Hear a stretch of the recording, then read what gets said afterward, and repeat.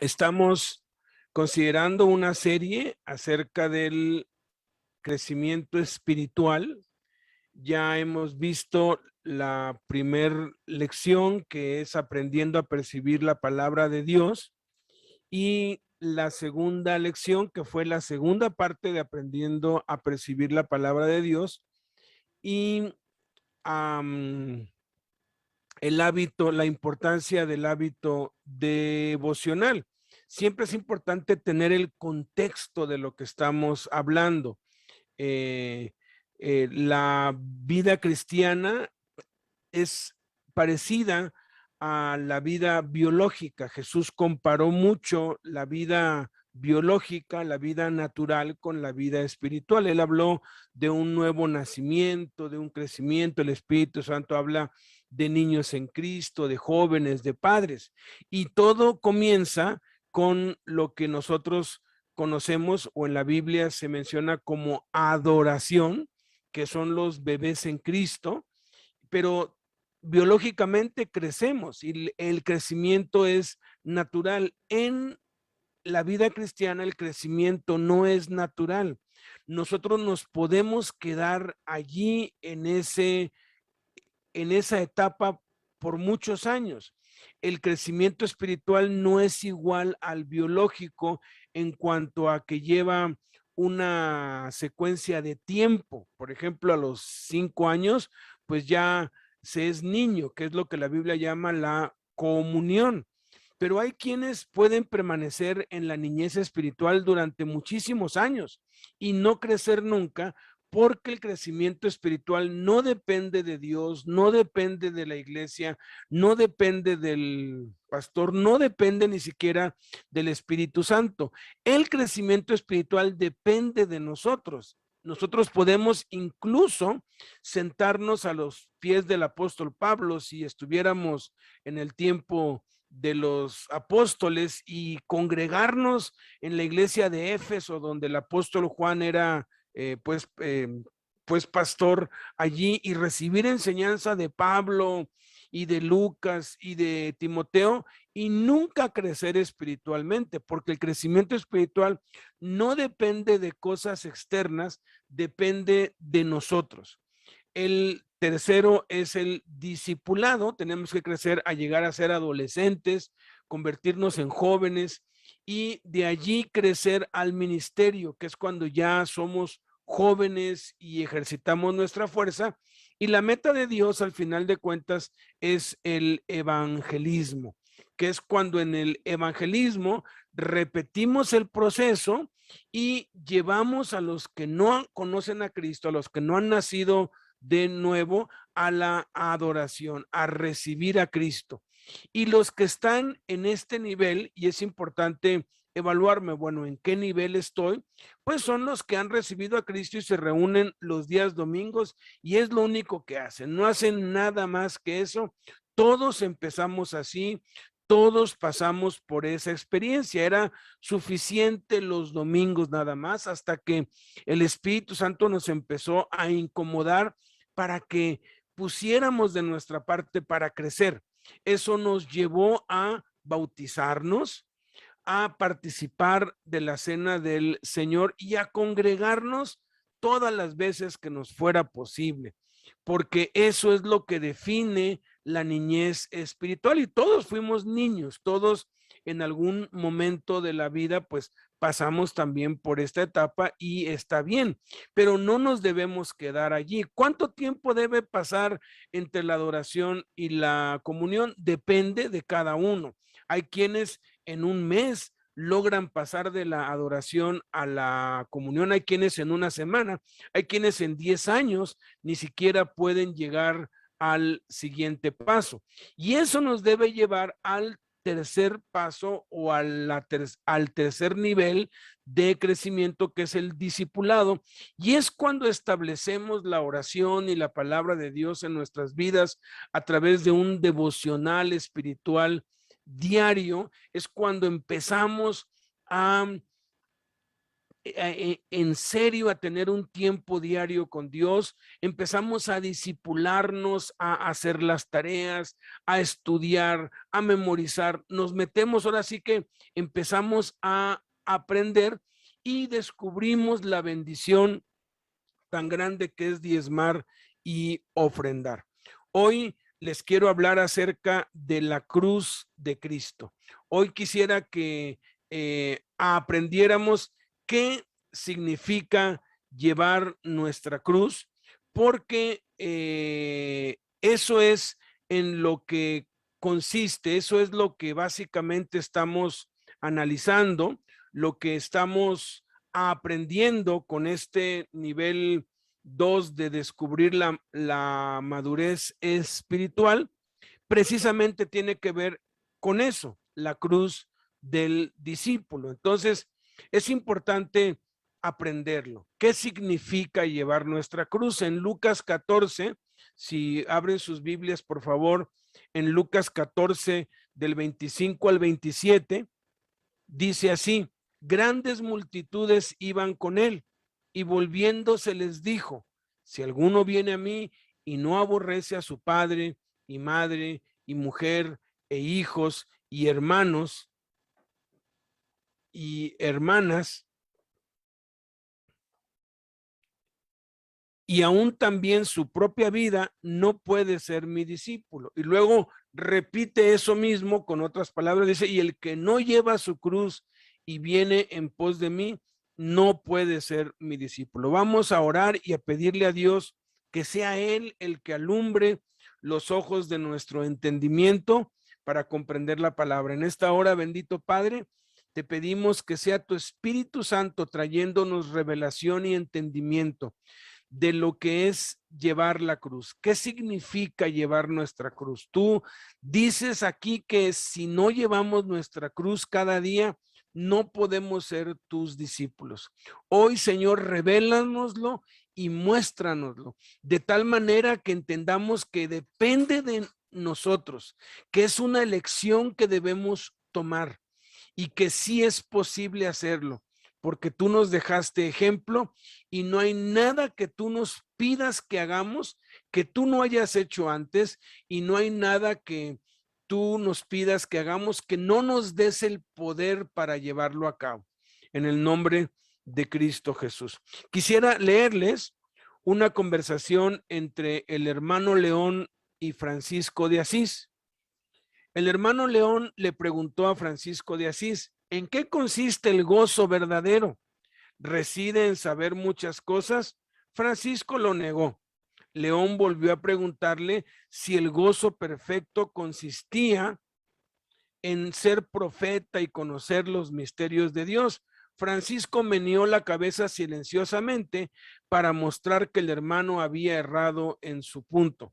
León volvió a preguntar si en ganar muchas almas para Cristo estaría el gozo perfecto. La respuesta fue la misma: no. León inquirió si una gran santidad que lo capacitara a uno para realizar milagros para el bien de los hombres no sería el gozo perfecto. Francisco contestó: ninguna de estas cosas puede dar gozo perfecto. Solo conoceremos el gozo perfecto si aprendemos a llevar la cruz, que es el único árbol sobre el cual crece la flor del gozo perfecto.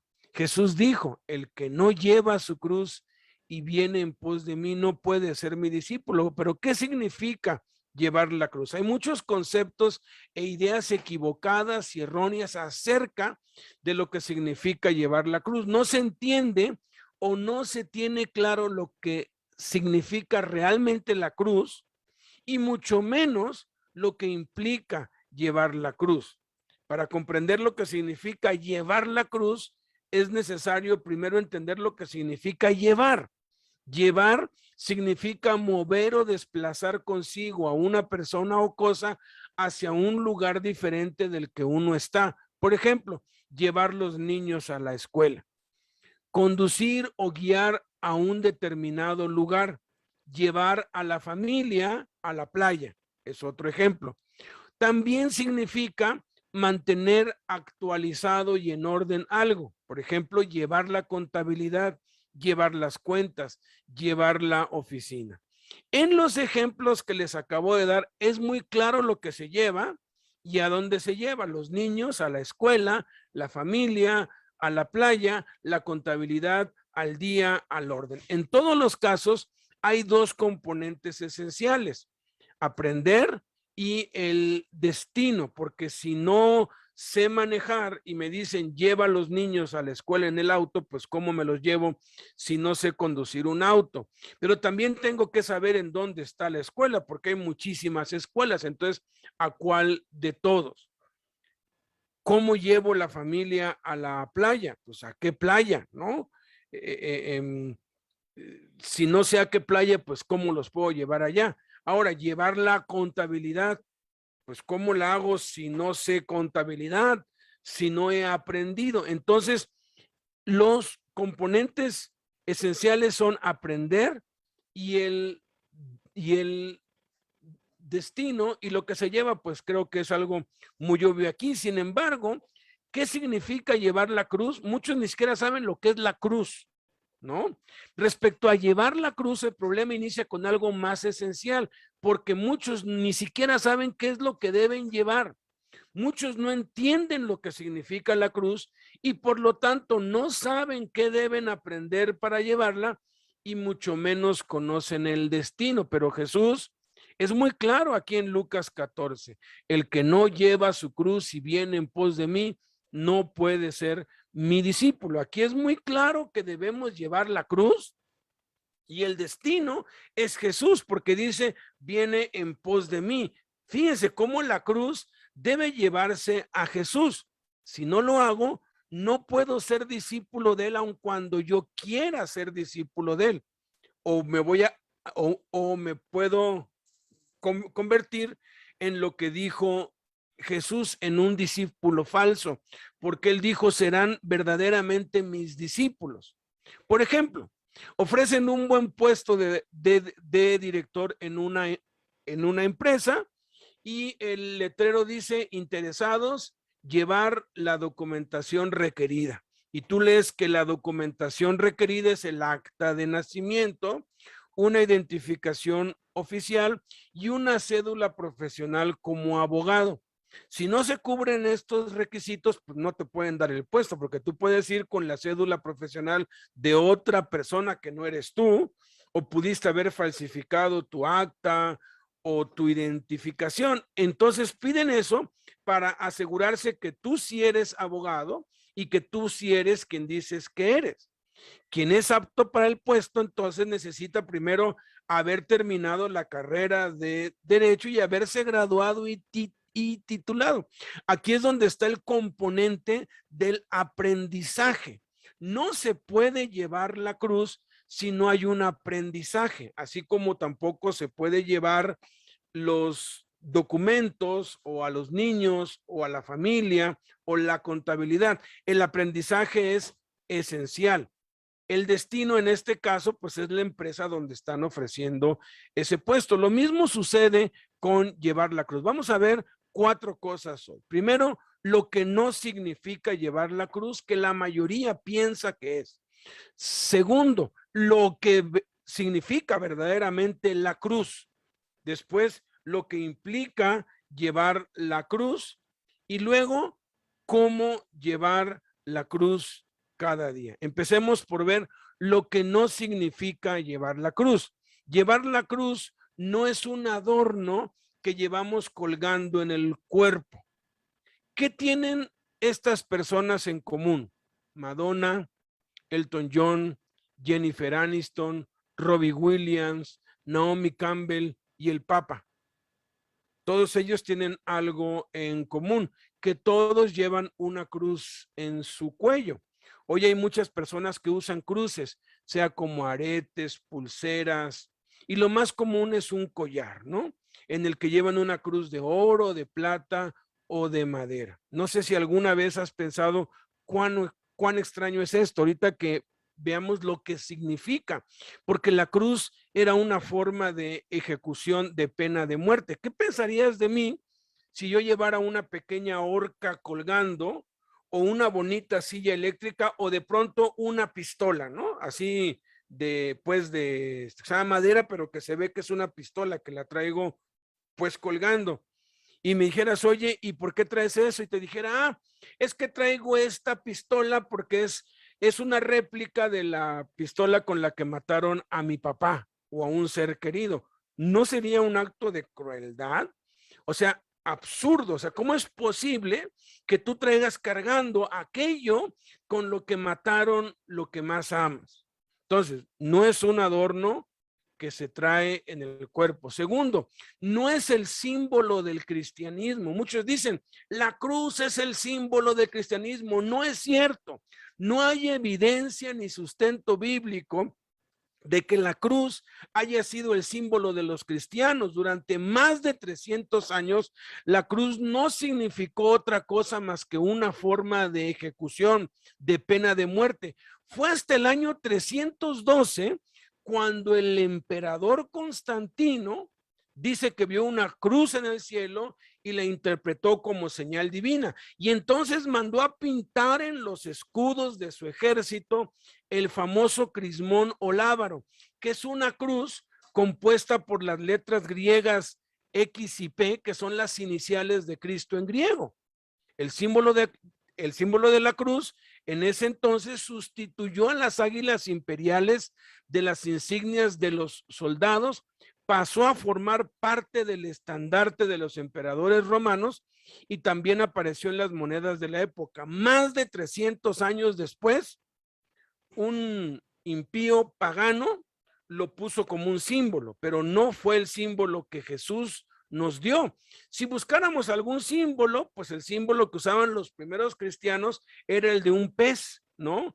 La forma de un pez, porque la palabra pez, ixoye en griego, era un acróstico que quería decir Jesucristo, Hijo de Dios Salvador. Cada letra representaba una de estas palabras, Jesucristo, Hijo de Dios Salvador. Y cuando había persecución, entonces pues muchos se infiltraban para unirse a las reuniones secretas que ellos tenían, denunciarlos, y entonces los soldados pues venían y los arrestaban o los mataban o les quemaban su casa. Entonces se reunían secretamente, no era un símbolo como para decir, hey, aquí estamos. No, no querían que nadie supiera. Sin embargo, se congregaban por miles por todos lados. Y cuando alguien que no conocían venía y quería entrar, ellos en el suelo dibujaban el pez y le pedían a él que completara lo que iba dentro del pez, que era ixoye, y que dijera Jesucristo, Hijo de Dios Salvador. Y si no lo hacía, pues es que era un espía y no sabía por qué esa era la contraseña, por así decirlo, para los nuevos, para poder ser admitidos en una reunión. Entonces, no es el símbolo del cristianismo, tampoco es un adorno que se carga.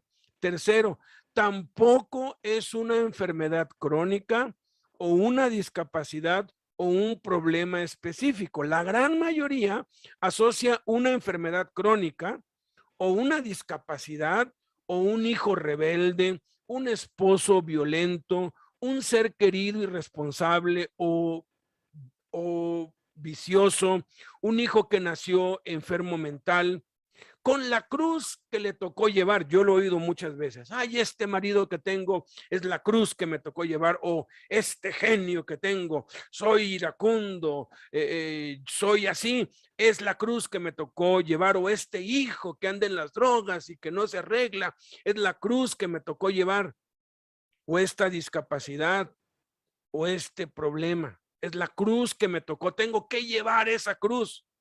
Pero eso es incorrecto totalmente, porque Jesús claramente enseñó que la cruz es algo que nosotros elegimos, no que nos cae encima. La discapacidad, la enfermedad, los hijos pues rebeldes, son cosas que uno no quisiera. Si pudieras elegir, pues elegirías no tener enfermedad, ni discapacidad, ni esposos irresponsables, ni hijos rebeldes. definitivamente. Pero la cruz es algo que escogemos. Por eso en Mateo 16:24, si lo quieren corroborar allí en sus Biblias, dice, si alguno quiere venir en pos de mí, o sea, si alguno quiere, o sea, no es obligatorio, Dios no obliga a nadie. Si alguno quiere, si alguno decide hacerlo, niéguese a sí mismo y tome su cruz y sígame. Fíjate, dice, toma tu cruz. Tú toma tu cruz. Entonces no vas a tomar una discapacidad, ni tampoco vas a tomar una enfermedad. Vas a decir, ah, sí, que uno de mis hijos se vaya a las drogas. Pues total, tengo que llevar mi cruz. Eso es un significado distorsionado de lo que significa la cruz, que no es ni un adorno, ni un símbolo, ni tampoco es una enfermedad o discapacidad o pues problema o persona que amamos que no anda bien. Vamos al segundo punto, lo que significa verdaderamente la cruz. Para las personas del primer siglo, cuando fue escrito el Nuevo Testamento completo, fue escrito antes del año 100, fue escrito entre el año 40 y el año 95 de nuestra era. La cruz significaba una sola cosa, muerte. Es como si dijera hoy, cuando dijo Jesús, si alguno quiere venir en pos de mí, tome su cruz. Es como si hoy dijera, ¿quieres venir en pos de mí? Toma tu silla eléctrica, ¿no? O en el tiempo de la guillotina, toma tu guillotina. O en el tiempo del viejo oeste, toma tu horca, ¿no? Era un instrumento de muerte para que se ejecute la sentencia de muerte sobre ti, porque literalmente significa muerte. La cruz estaba reservada para la lacra de la sociedad, para las heces, para lo peor de la sociedad. La cruz era una forma horrible de pena capital que se originó en el Imperio Persa. El condenado sufría una lenta muerte por asfixia, al punto que no se podía levantar por los clavos que sujetaban las manos, ni se podía empujar por el clavo que le sujetaba sus pies lo suficiente para que los pulmones se estiraran y exhalara. Era una muerte, es la peor muerte. Han analizado a través de los siglos todas las torturas y las formas de muerte habidas y hay unas torturas que son extremas, pero que hacen que el cerebro desconecte todo y que la persona se desmaye, ¿no? Y no duran mucho tiempo porque pues les da un ataque y un paro. Pero esta tortura podía durar días y a veces hasta semanas, porque era una tortura tal que producía asfixia. Entonces el que estaba crucificado se movía tantito hacia arriba para poder agarrar aire y luego se soltaba para descansar un poco, y ese movimiento que hacía era un dolor indescriptible, pero el instinto de sobrevivir hacía que estuvieran todo el tiempo tratando de jalar aire. Entonces, cuando ya se cansaban del espectáculo, lo que hacían era quebrarles las piernas. Les daban aquí con un marro, les quebraban las rodillas y así ya no podían levantarse para pues tomar aire y se morían de asfixia. El rey Darío crucificó 3,000 babilonios. Alejandro Magno crucificó 2,000 ciudadanos de Tiro. Alejandro Janeo crucificó 800 fariseos. Los romanos crucificaron más de 30,000 personas en la época de Jesús, a tal punto que no había espacio ni para las cruces, ni suficientes cruces para los cuerpos. Hasta que Constantino lo abolió y dijo, fíjense lo que escribió: la sola palabra cruz tiene que eliminarse de la cabeza del ciudadano, de sus pensamientos, de sus ojos, de sus oídos. La cruz fijó el horror en la mente judía. Era una ejecución denigrante, repugnante. Se usaba para lo peor, para la escoria de la sociedad.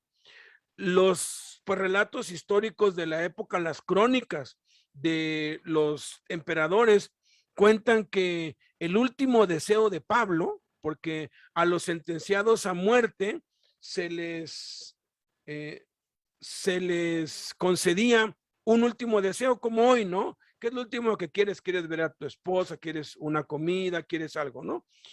El último deseo de Pablo fue morir crucificado.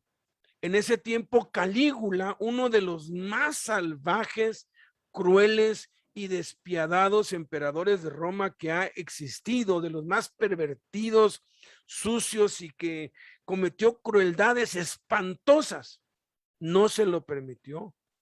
Le dijo, no, tú eres un ciudadano romano y no vamos a permitir que mueras de semejante crueldad. Fíjate, hasta un pervertido, cruel, despiadado y considerado uno de los más brutales asesinos de la historia, consideraba la crucifixión como algo demasiado horrible y denigrante.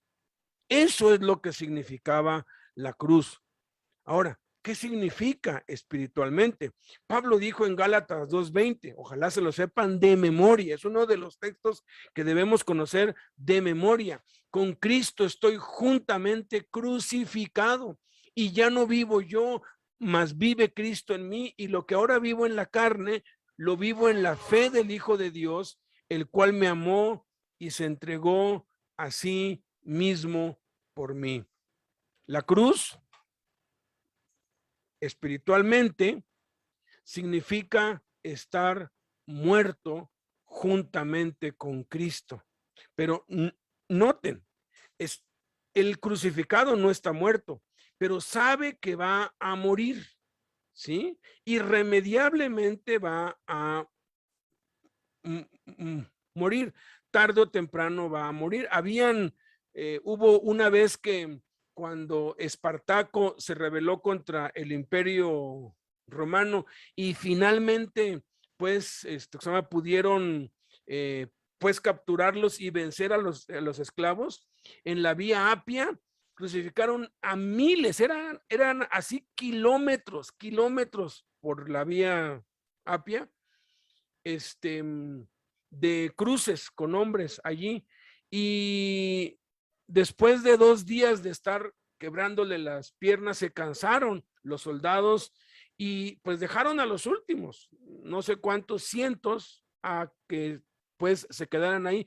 Algunos tardaron semanas para morir, otros fueron muertos por los cuervos, por los buitres, por las aves, por la insolación. Era algo de verdad muy duro, pero finalmente morían, tarde o temprano, o se morían de hambre, o se morían de frío, o se morían por tanto calor, o por las aves que venían y se los comían, pero al final de cuentas morían. Pero era un proceso hacia la muerte. Entonces, la cruz espiritualmente también significa un proceso hacia la muerte, pero ¿hacia la muerte de qué? Gálatas 5:24 nos lo dice, si no se lo saben de memoria, pero es uno de los versículos que vale la pena también aprenderse de memoria, porque si tú y yo somos de Cristo, y si tú y yo nos gloriamos, no, yo soy de Cristo, yo tengo a Cristo, dice Gálatas 5:24, pero los que son de Cristo han crucificado la carne con sus pasiones y deseos. Entonces, ¿qué significa la cruz espiritualmente? Significa conducir lentamente, porque es una muerte lenta, a nuestra carne hacia la muerte. ¿Y qué significa la carne? Pues la carne son nuestras pasiones, nuestros deseos egoístas, todo lo que nos gusta hacer, pero que a Dios le desagrada, y no necesariamente son cosas malas. No necesariamente tiene que ver con matar, con robar, con mentir, con con fornicar, esos son frutos de la carne. O sea, si yo no entiendo lo que es crucificar mi carne, entonces de mi carne van a salir frutos. Y esos frutos se traducen en, ahí está en Gálatas capítulo 5, unos versículos atrás de este: adulterio, fornicación, inmundicia, lascivia, pleitos, celos, iras, contiendas, disensiones, malignidades, envidias, gritería, orgías, borracheras y cosas semejantes a estas, acerca de las cuales les amonesto, dice Pablo, que los que practican tales cosas no heredarán el reino de Dios. ¿Por qué alguien adultera? ¿Por qué alguien roba? ¿Por qué alguien practica lo malo? Porque ha dejado crecer en su carne esos frutos, porque no ha crucificado su carne con sus pasiones y deseos, y la mayoría pues no lo sabe hacer. Entonces, vamos a el tercer punto. ¿Qué implica llevar la cruz? Entonces, ya vimos que la cruz no es un adorno, no es un símbolo, tampoco es un problema o una enfermedad o una persona que amamos y que anda mal. Número 2, ¿qué significa la cruz? La cruz significa muerte, un proceso hacia la muerte lento, doloroso. Es lo que significa la cruz. Espiritualmente significa matar nuestra carne, crucificar nuestra carne, nuestras pasiones y deseos. Ahora, tercero, ¿qué implica llevar la cruz? Llevar la cruz implica aprender de Jesús a matar la carne. El único que nos puede enseñar cómo crucificar nuestra carne es Jesús, porque él no solamente fue crucificado físicamente, él también, dice Romanos capítulo 8, versículos 3 y 4, Romanos capítulo 8, versículos 3 y 4, nos dice que Jesús condenó al pecado en la carne. Dice Romanos 8, 3 al 4, porque lo que era imposible para la ley, por cuanto era débil por la carne, Dios, enviando a su Hijo en semejanza de carne de pecado y a causa del pecado, condenó al pecado en la carne, para que la justicia de la ley se cumpliese en nosotros, que no andamos conforme a la carne, sino conforme al Espíritu. Aquí dice cómo Jesús, como él nos vino a poner la muestra, él condenó al pecado en la carne. ¿Lo condenó a qué? Lo condenó a la muerte. La cruz era un instrumento para los condenados a muerte. Lo dice un poco más claro en Filipenses 2, del versículo 5 al 8. Dice: haya pues en ustedes este sentir que hubo también en Cristo Jesús, el cual, siendo en forma de Dios, no estimó el ser igual a Dios como a cosa a que aferrarse, sino que se despojó a sí mismo, tomando forma de siervo, hecho semejante a los hombres, y estando en la condición de hombre, se humilló a sí mismo, haciéndose obediente hasta la muerte, y muerte de cruz. Aquí habla básicamente que él aprendió, dice, haciéndose obediente, y Hebreos capítulo 5 dice que por lo que padeció, aprendió la obediencia. ¿Se acuerdan de los dos componentes esenciales de el llevar, que son el aprender y el destino a dónde se lleva? Pues bueno, aquí está el primer componente esencial, que es aprender. En Mateo 11:29, Jesús dice: lleven mi yugo sobre ustedes y aprendan de mí. No dice aprendan de la Biblia, no dice aprendan de Moisés o aprendan de Abraham o aprendan de Elías o aprendan de Pablo, no dice aprendan de mí. Eso quiere decir que si yo voy a leer el Génesis, yo voy a buscar qué aprendo de Jesús en el Génesis y en el Éxodo y en el Levítico y en los Salmos. Y si voy a estudiar la vida de Elías o de Eliseo o de Moisés, pues voy a escudriñar qué puedo aprender de Jesús en ellos, porque es de Jesús de quien tenemos que aprender. Jesús nos dejó ejemplo de cómo aprender a llevar la cruz, porque él no solamente llevó la cruz el último día de su vida, él llevó la cruz durante toda su vida, por eso es que condenó al pecado en la carne. Ahora, el proceso del aprendizaje es el mismo para cualquier cosa que se necesite o se quiera aprender. Hay 4 ingredientes en el proceso o 4 pasos. Primero, conocer lo más elemental. Segundo, conocer lo básico. Tercero, combinar lo básico con lo elemental. Y cuarto, repetir, repetir y repetir las combinaciones aplicándolas a eso que yo quiero aprender. Por ejemplo, para aprender inglés, lo primero que tienes que hacer es conocer las vocales. Luego conocer las consonantes, cómo se dice A, E, I, O, U en inglés, cómo se dice B, C, D, F, G, H, etcétera, en inglés. Y luego combinar las consonantes y vocales para formar palabras y frases, ¿no? Hello, goodbye, mother, father, brother, estás combinando. Y luego repetir, repetir y repetir las combinaciones aplicándolas a lo que quiero aprender. Pero quiero aprender inglés para irme de pues turista o quiero aprender inglés para entrar a la universidad. Son 2 tipos de inglés diferentes, ¿sí? Entonces, igual, quieres aprender matemáticas, pues tienes que conocer los números del 0 al 9, ¿no?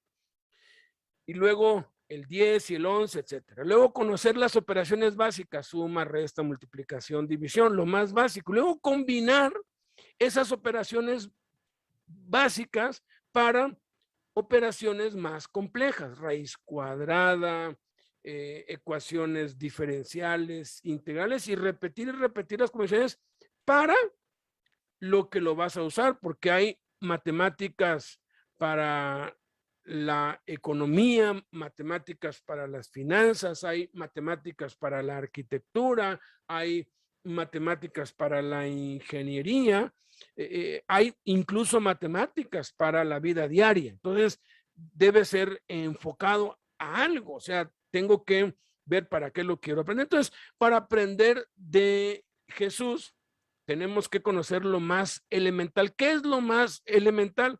Lo que ya vimos. Solo una cosa es necesaria. Y esa cosa se llama el Evangelio, que se compone de la vida, la muerte, sepultura y resurrección de Cristo. Una sola cosa es necesaria, se llama Jesús, ¿sí? Y tiene que ver con la vida de Jesús, la muerte de Jesús, la sepultura de Jesús y la resurrección de Jesucristo. Y tiene 3 componentes. Deben recordar esto, que son el perdón, que son la acción y la perseverancia. Si yo no perdono, si yo no aprendo a perdonar, por más que le hagan, no voy a poder avanzar. Es como alguien que por más no se aprendió las vocales o quiere aprender a hablar inglés y no se sabe las vocales, no va a aprender nunca. Quiere aprender matemáticas, pues no sabe del 1 al 10, pues ¿qué va a aprender? Todo lo que aprenda va a estar distorsionado. Por eso es que el perdón es tan importante. Pero luego viene la acción, que tiene que ver con obedecer a Cristo en lo que podemos hacer, que tiene que ver con la oración, con la lectura de la Biblia, con el ayuno, con la adoración en espíritu y en verdad, y luego la perseverancia para no dejar de hacerlo y no dejar de intentarlo y estar encima de eso, machaque y machaque, hasta que lo hagamos un hábito en nuestra vida. Eso es lo más elemental, y a veces lo más elemental es en lo que fallamos. Pues es que queremos crecer y no hemos ni siquiera establecido el perdón, la adoración en espíritu y en verdad y la perseverancia en nuestra vida. El segundo paso es conocer lo básico. ¿Qué es lo básico? Pues los 5 propósitos de Dios: adoración, comunión, discipulado, ministerio, evangelismo, que eso se ve en el nivel 1, que ya lo vimos en clases pasadas, lo más básico. Luego, tercero, combinar lo básico con lo elemental, que son los 21 temas que ya vimos, ¿no? Los primeros rudimentos: Dios, el hombre, Jesús, la gracia, el arrepentimiento, el Espíritu Santo, combinado. O sea, ¿cómo combino eso en la adoración, en la comunión? Y llevar la cruz es una combinación de lo básico con lo elemental, y para que de verdad aprenda yo, pues tengo que repetir, repetir y repetir esas combinaciones, aplicándolo a un objetivo específico. Y aquí el objetivo específico es que seamos como Jesús, que seamos transformados a la imagen de Cristo, que es el plan de Dios. Entonces, llevar la cruz implica aprender a combinar las partes de lo único que es necesario con los propósitos de Dios. Y para lograr eso, hay que crucificar nuestra carne con nuestras pasiones y deseos. Entonces, terminamos. ¿Cómo llevar la cruz cada día? ¿Cómo aplicamos esto en nuestra vida diaria, en nuestra vida cotidiana, para crecer espiritualmente? ¿Qué significa llevar nuestra cruz? Jesús dijo: si no llevas tu cruz cada día, no puedes ser mi discípulo. Si quieres venir en pos de mí, niégate a ti mismo, lleva tu cruz cada día y sígueme. ¿Qué significa, pues? Bueno, combinando lo que ya hemos aprendido, hay 4 cosas que a todos los seres humanos nos gusta hacer y por naturaleza disfrutamos y practicamos todo el resto de nuestra vida, que cuando esas cosas que hacemos por naturaleza, por instinto y que nos gustan, cuando las hacemos para Dios, matan nuestra carne, lastiman nuestra carne. Por eso no nos gustan, por eso nos cuestan, por eso a veces se vuelve muy difícil. ¿Cuáles son estas 4 cosas? La primera de ellas es hablar. A todos los seres humanos nos encanta hablar. Podemos hablar por teléfono por horas, platicar con alguien y hablar. Estamos wiri, y vaya que las comunicaciones son el pan de cada día, porque nos comunicamos por Facebook, por WhatsApp, por teléfono. Ahora sí que porque a los seres humanos nos encanta, nos fascina comunicarnos, nos fascina hablar. Sin embargo, ese hablar, cuando es hablar con Dios, que se traduce en oración, ahí es cuando a los 2 o 3 minutos ya no tenemos ninguna palabra. Yo lo he comprobado aquí, cuando nos reuníamos aquí en la casa, para que pudieran orar todos, pues les dábamos 2 minutos a cada uno. Así, bueno, pues media hora, somos 15, pues de 2 minutos cada uno, pues ahí está, ¿no? Y de pronto había quienes ni siquiera oraban, ni siquiera 1 minuto. Había otros que se había que estar diciendo: ya se te acabó el tiempo, pero la mayoría no puede orar durante un prolongado tiempo, o después de unos pocos minutos se le terminan las palabras. ¿Por qué? Porque a nuestra carne, a nuestra naturaleza, no le gusta orar, porque al orar estamos crucificando nuestra carne. Estamos llevando nuestra cruz. ¿Qué significa, pues, llevar la cruz? Significa apartar un tiempo diario para orar, y orar en todo tiempo, porque no es nada más que ores de 5 a 6 o de 6 a 7, es que durante el día te mantengas en comunión con Dios, haciendo el hábito de orar y de apartar un tiempo exclusivo para orar. Es como el matrimonio.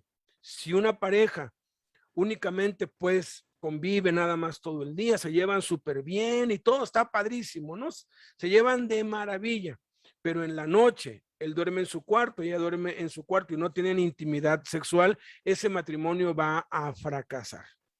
Pero también va a fracasar el matrimonio en el cual el marido está todo el día afuera y nomás llega una hora a su casa para tener intimidad con la esposa y después se va. Tampoco va a funcionar. Si la única relación que hay entre esposo y esposa es la intimidad sexual, pero no hay convivencia, eso no funciona. Tampoco funciona si hay mucha convivencia entre los dos, pero no hay intimidad sexual, porque el matrimonio está establecido por eso. De igual modo, hay quienes dicen, no, yo no tengo un tiempo para orar diario, porque pues oro todo el día en el camión, en el carro, por donde estoy. Sí, pero no te va a funcionar porque necesitas un tiempo de intimidad concentrado, dedicado exclusivamente a Dios en oración. Entonces, ¿qué significa llevar la cruz? Apartar un tiempo diario para orar y orar en todo tiempo lo más que se pueda. Segunda cosa que nos encanta hacer a los seres humanos, y hablo de los seres humanos de todos, chinos, rusos, americanos, mexicanos, no importa. A todos nos gusta leer. Nos encanta leer periódicos, revistas, nos encanta leer las noticias, leer el muro de alguien allí pues por el Facebook. Nos encanta leer.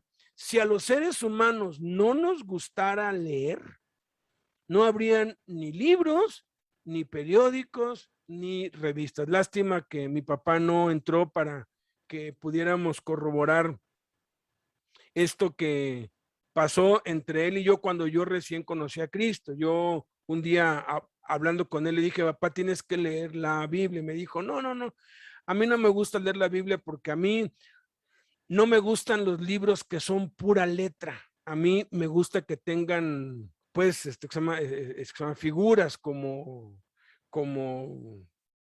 historietas, como novelas. Estaba en la sala, me lo quedé viendo y no podía dar crédito a lo que estaba oyendo. Me fui a su cuarto, abrí el closet, era un closet más o menos largo, como unos 2,5 metros, 3, y había un cerro, de verdad un cerro como de 1 metro de alto, de muchas novelas apiladas policíacas y de crímenes y así, ¿no? Que son pura letra, pura letra, pura letra. La novela policíaca, el misterio de quién sabe qué. Y habían un montón de libritos, literatura barata que le llamo yo, pero de pura letra. Tomé todo eso, me llevé un montón en los brazos, fui a la sala y se los tiré allí. Le dije, ¿y esto qué? Esto es pura letrita. Me dijo, pero eso es diferente, porque eso lo empiezas a leer y te quedas picado y no puedes dejar de leerlo. Yo me acuerdo que a veces él se leía uno de esos en un día, en la noche, o sea, estaba todo el día pegado. Mi suegro se leía el Universal, todo, hasta los clasificados, leía todo, todo, todo, todo, todo. A los seres humanos nos encanta leer, pero cuando leemos la Biblia, nos duele la cabeza, te da sueño y empiezas a experimentar incomodidad. ¿Por qué? Porque cuando lees la Biblia estás crucificando tu carne, estás llevando tu cruz. Y muchos, como les cuesta tanto, dicen, no, pues ¿para qué hago tanto? Si Dios quiere que llore, que Él ponga en mí el deseo de orar y que Él ponga en mí el deseo de leer la Biblia. Una vez alguien me dijo, pues yo llevo 1 año orando y pidiéndole a Dios, dame el deseo intenso de orar y de leer, y no me lo ha dado, porque cada vez que lo hago me siento mal, me duele la cabeza, me da sueño, mi mente divaga por otros lados. No, es que tienes que tú provocarlo, tú tienes que forzarlo. ¿Qué significa llevar la cruz?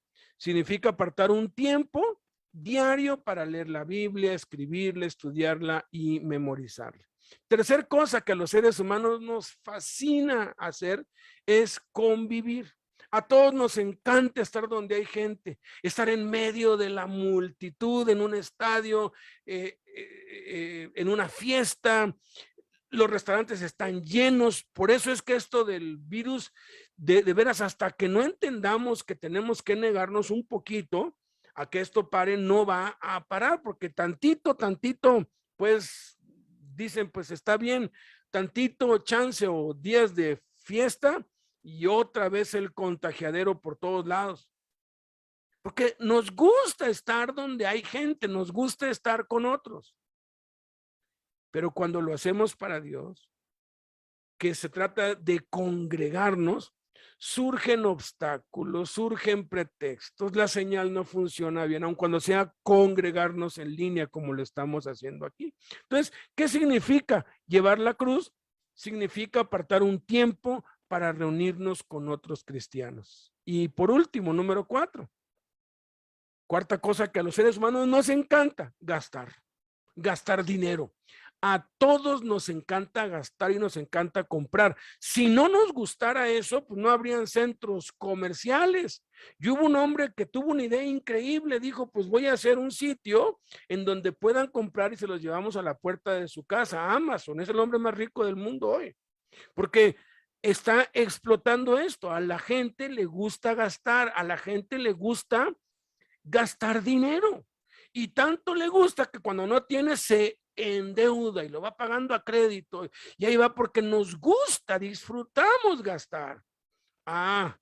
Pero no se trate de dar dinero para la obra de Dios, porque entonces sí nos duele. Porque lo que hacemos y lo que damos para Dios y para la obra de Dios, que son nuestros diezmos y nuestras ofrendas, eso es llevar la cruz. Eso significa llevar la cruz. ¿Qué significa llevar la cruz?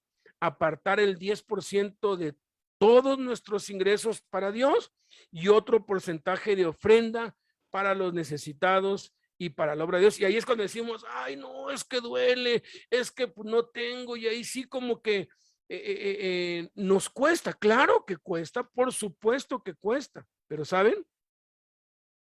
Acabo con esta frase. El verdadero gozo, el gozo perfecto, está en llevar la cruz. Sí cuesta. Y cuesta y nos va a costar cada día. Pero cuando vencemos esa inclinación natural, esa resistencia natural de la carne, esa resistencia natural del mundo, esa resistencia y oposición del diablo, y nos disciplinamos, como decía hace 8 días Blanquita, y nos obligamos y nos forzamos y decimos, pues no importa lo que pase, lo voy a hacer, encontramos gozo. Y ese gozo no se compara con nada ni con nadie, porque ese es el verdadero gozo, llevar la cruz. Entonces, lleva tu cruz, aparta, oblígate a apartar un tiempo cada día para orar, para interceder, para leer la Biblia, para escribirla, para memorizarla. Congrégate la mayor cantidad de veces posible, cada vez que puedas, y aparta el 10%, el diezmo para Dios, y aparta otra parte para los necesitados y para su obra. Oblígate.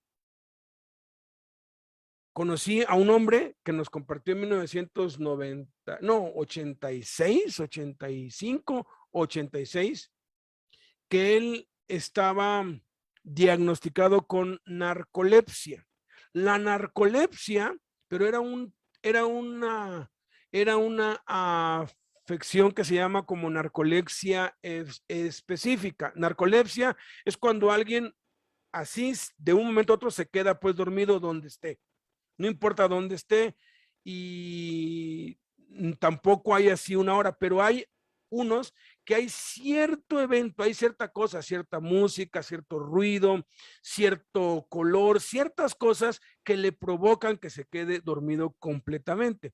Él descubrió que era narcoléptico porque cada vez que empezaba a orar, Padre Nuestro, se quedaba dormido, profundamente dormido. Cuando ya pues otra vez pues volví en sí, había pasado una hora, media hora, y estaba dormido. Fue con el médico, le dijeron, usted tiene narcolepsia específica, y no podía orar porque cada vez que lo hacía, todo lo que estaba relacionado con la oración y con la Biblia, hacía que se le activara algo acá y cayera fulminado, dormido. Nos contó, esto fue en Puebla, que le dio tanto coraje que dijo, pues, o lo logro o me muero en el intento. Y fue a la tina en su casa, la llenó con hielo, la llenó con agua y luego puso hielos. Se paró así en la tina y empezó a orar. Sucedió lo que tenía que suceder. La narcolepsia se activó y cayó. Y cuando cayó el frío lo despertó, ¿no? Y se volvió a parar y volvió a orar y otra vez se cayó. Dice que fueron 6 veces. Él contó 6 veces y jamás le volvió a pasar. Nunca más se volvió a dormir cuando oraba ni cuando leía. Usó de valentía, de fuerza. Aquí sí tenemos que ser violentos. Aquí sí tenemos que ejercitar toda nuestra ira, toda nuestra furia. Aquí sí debemos con mucho coraje decir, lo voy a hacer, lo voy a lograr, aunque sea lo último que haga. Entonces, llevemos nuestra cruz. Ya sabemos lo que significa y cómo se hace. Y entonces encontraremos el gozo perfecto. Padre, te damos muchas gracias por tu bendita palabra. Gracias porque Jesús es nuestro ejemplo, porque Él todos los días apartaba un tiempo a solas contigo. Los eruditos aseguran que eran de 4 a 5 horas diarias, que Él oraba a solas, que Él estaba con tu palabra. Él se sabía toda la Biblia de memoria y siempre la usaba para vencer el pecado y para enseñar. Él constantemente estaba en la compañía de sus discípulos, constantemente visitaba una casa y otra, congregando y congregándose.